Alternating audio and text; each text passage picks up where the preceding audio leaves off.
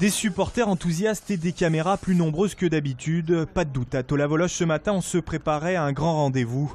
Le Lyon-Marseille qui se profile dimanche fait déjà saliver tout le monde du football.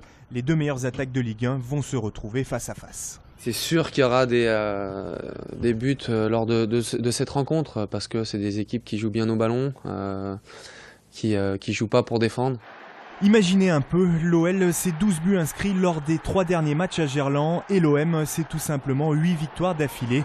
Une incroyable série que les Marseillais avaient déjà réalisée en 1998. Ils avaient alors été stoppés par, tiens donc, l'Olympique Lyonnais, entraîné à l'époque par Bernard Lacombe et où un certain Hubert Fournier évoluait en défense centrale.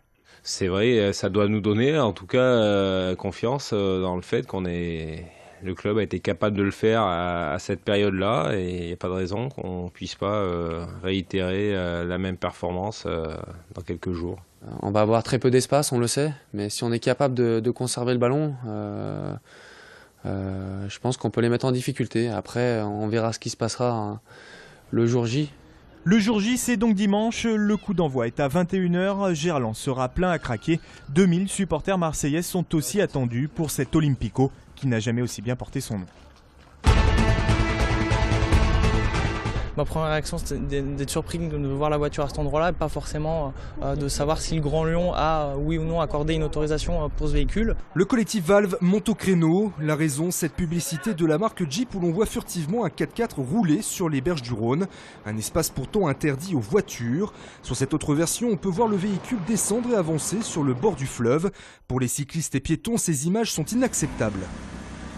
Il y avait d'autres endroits, même dans Lyon, où c'était possible de faire cette même publicité avec des voies, sur des voies réservées aux voitures et non pas les berges du Rhône. Ils auraient pu faire la même chose, mais de manière conforme. De son côté, le Grand Lyon, en charge du site, a tout d'abord affirmé que la marque n'avait reçu aucune autorisation de tournage avant de concéder l'inverse. L'élu en charge des modes doux évoque aujourd'hui un problème de communication en interne. C'est une bourde que nous assumons, que le Grand Lyon assume. L'autorisation a été donnée par quelqu'un qui n'était pas habilité à le faire, la preuve, puisque la politique du Grand Lyon, c'est de développer Vélove. Et c'est aucunement, vous l'avez deviné, de vendre des gros 4x4 diesel au bord de l'eau, au milieu des piétons et des vélos. Le collectif ne devrait pas en rester là. Dénonçant une publicité mensongère, il va saisir la commission de régulation de la publicité. Utiliser les recours amiables, administratifs, judiciaires, rien n'aboutit. Ça fait 7 ans, j'en peux plus. Cela fait 9 jours que Denise Benoît a entamé une grève de la faim. Installée dans le hall de la mairie de Marennes, elle souhaite ainsi dénoncer les nuisances sonores dont elle se dit victime. En cause, un chenil servant de fourrière à la SPA, installé à seulement une 50aine de mètres de chez elle. L'activité fourrière de la SACPA se situe de l'autre côté de la rue. Comme vous voyez, il n'y a pas de mur anti-bruit. C'est étrangement calme aujourd'hui par rapport à d'habitude, par rapport aux autres périodes. En général, il peut y avoir jusqu'à 150 chiens dans l'activité totale. Malgré plusieurs expertises sonores, Denise Benoît a pourtant été déboutée de sa demande par le tribunal administratif qui a jugé la fourrière conforme à la réglementation en vigueur. C'est une autorisation qui a été donnée il y a des dizaines d'années. Donc à l'époque, c'était bien une autorisation non pas à 100 mètres mais à 50 mètres. Donc aujourd'hui, nous sommes une installation classée. Nous faisons office de fourrière, de refuge.